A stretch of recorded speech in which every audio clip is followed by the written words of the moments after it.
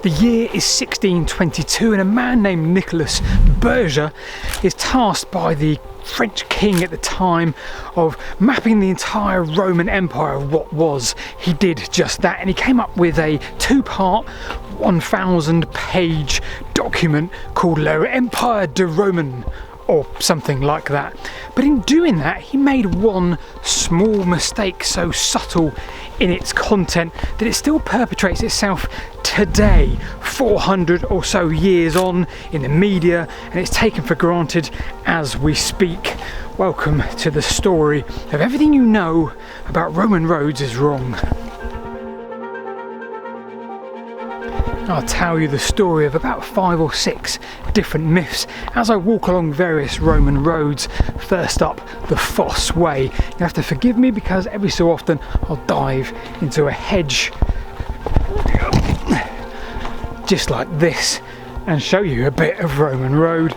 Here we are, a bit of the Fosse Way that isn't on a main road, and it isn't a main road today. The A37 is to the south of me, and this here is a significant part of the Fosse Way.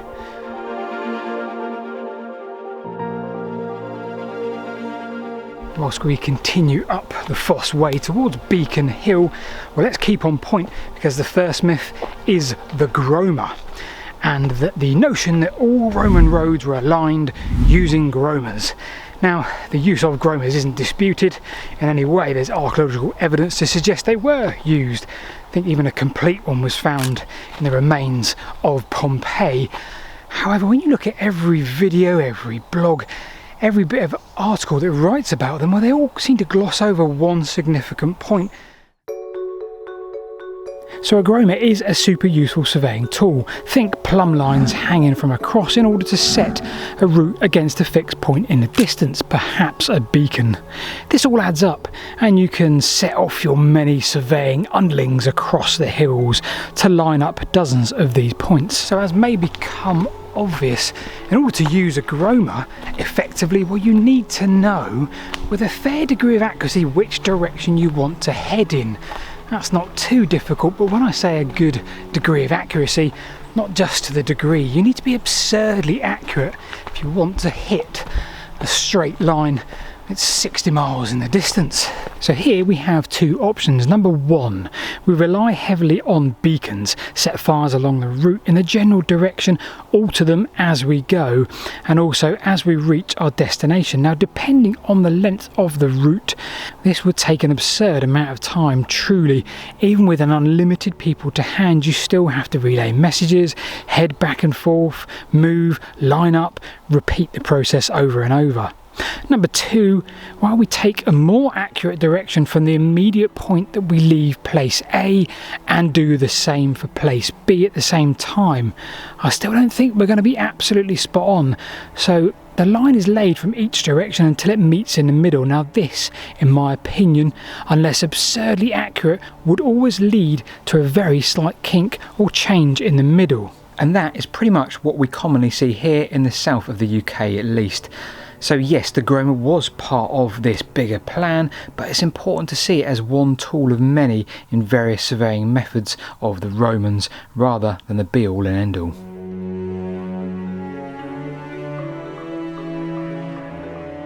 There are 3 types of Roman road. You may not have heard of 2 of them. Number 1, for foot traffic only, referred to as the Iter. Number 2, for the pack horse, the beast of burden, like a bridleway of today, referred to as the Actus. And number 3, the Via, the classic Roman road that we know and love for wheeled traffic. There's a great example just here in the hedge. You can see the Aga running down there, which raised up in the middle, and that's where this next myth starts. Roman road construction. Try googling Roman road construction and you'll get a whole load of results just like this. A 3 to 6 foot trench is dug, then filled with stones, the statumen, and then a fine layer of radus, and then the nucleus, and then the pavementum. Now when you dig deep and you try and find evidence for this construction method on the Roman road, Well, you often go back to a 1st century writer, Marcus Vitruvius, and he wrote about these layers, so it all adds up. But there was one problem, which is where our friend Nicholas Berger possibly went wrong. Marcus Vitruvius wasn't talking about Roman roads, he was talking about architecture and how to build a villa and the foundations. So in 1617, Nicholas Berger's detailed study of the great Roman roads of the empire, well, he actually confused the words pavimentum, meaning floor, with the French word pave, meaning stone or paved road. This was all very odd on Nicholas Berger's part, because he even did excavations of Roman roads just like this one here, and he never found one example that matched the description from Marcus Vitruvius. Even if you're doing a BTEC in college today on road construction, well, the main textbook still has diagrams and pictures on how Roman roads were built. You dig down 3 to 6 feet for your foundation. It's funny how that notion has been perpetrated for that time on, for the 400 years, and it still exists today in modern education. Now here in Britain, in fact, let's go and have another look at this.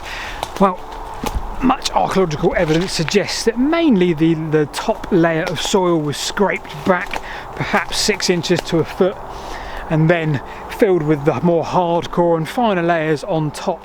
So what about the image of the paved Roman road, the romantic image? Nope. Again, something that's been perpetrated by the media for decades, that the whole Empire of Britain was paved on the main Roman roads. Just simply not true.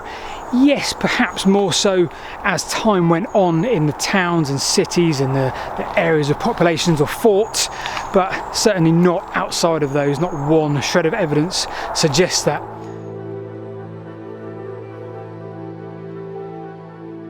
There was once a question on QI hosted by Stephen Fry that went something like this. Who invented straight roads? But I felt a bit suspicious, and I thought, well, the klaxon's gonna go off because that's the obvious answer. The Romans. Oh dear, oh dear, oh dear. Well, Stephen Fry came to the conclusion that the Romans just built on top of ancient trackways. The work and the routes were already done for them. Now that notion has sat in my head probably for the last decade ever since, and it probably shouldn't be sat there for a number of reasons.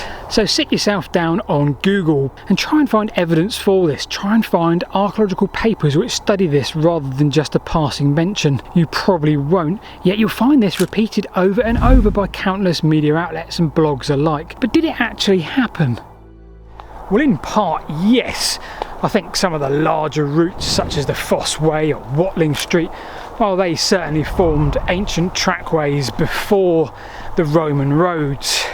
But consider the rest of the Roman road network and the wider context. Consider what an ancient trackway looks like, and again, its wider context. Pre-Roman Britain, and we have a number of tribes, and whilst trade took place throughout that era between those tribes, it's important to think of them as their own rule within their own empire. There would have been absolutely zero joined up thinking on routeways that would connect major settlements across those tribes. And yes, we did have things like the Ridgeway and the path of least resistance for routes, but nothing quite like what the Roman Empire gave us thereafter. Consider this very Roman road just sat here on the edge of the pathway that I'm walking on. This is the portway that goes from basically London through down to Sarum and onto Dorchester.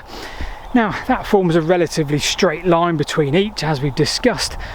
But also pre-Roman, well, they had the route, but they didn't. They had the Harrow Way, the Pilgrim's Way, and they really zigzagged their way across the country.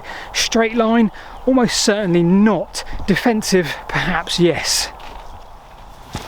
So yeah, the Romans did come along and broadly used the same route between town and resource to resource. But to imply they just built and upgraded on top of ancient trackways simply isn't true, and of course doing quite an injustice to the civilization that was the Roman Empire and its technology.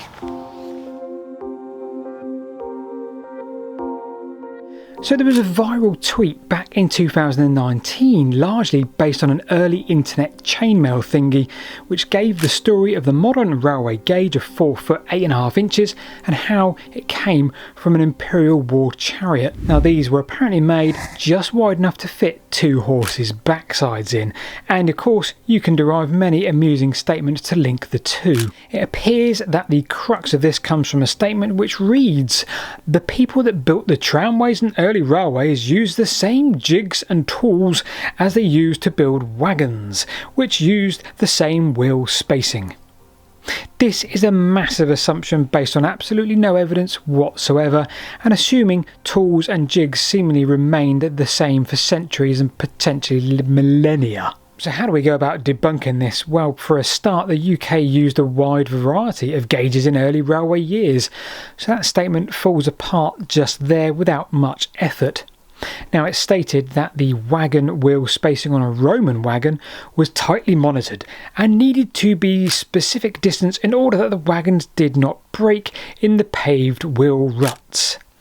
This was the same throughout Europe, including Britain, it goes on to profess. Yeah, that's complete nonsense too. The implication it states is that these ruts were created by war chariots, and therefore the gauge has lived on ever since, and you can draw all kind of amusing sentences from that. Completely not true. If you'd like a full debunk of this, a very detailed one, I'll link below to railway engineer Gareth Dennis.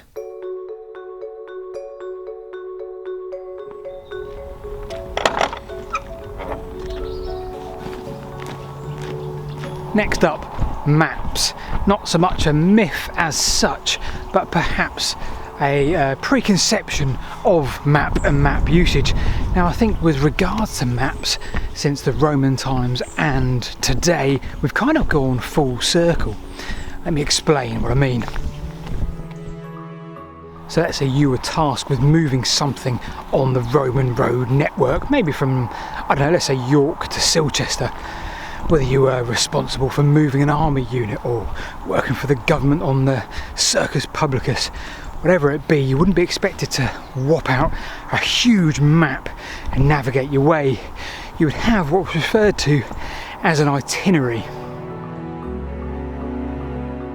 And then of course came the 1800s and the need to map every corner, every hill, every forest, every road in this country, largely for military purposes in its early days.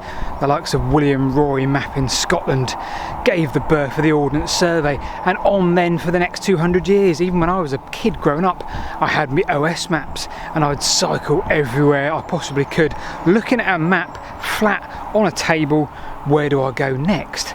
But now perhaps if it wasn't for an education system which taught me that, I wouldn't really have a need for that flat table map. I wouldn't have a need for that at all, because I'll just plumb in my location on a sat-nav or Google Maps and I'll just use that as an itinerary. So I've been Paul, I hope you've enjoyed something a little bit different today with the Roman myths. If you like what you see and you want to see some behind the scenes waffle with me and Rebecca, then obviously you can sign up to our Patreon or the members by clicking on a couple of the links in the description below. See you this time next week, or whenever the next video's out.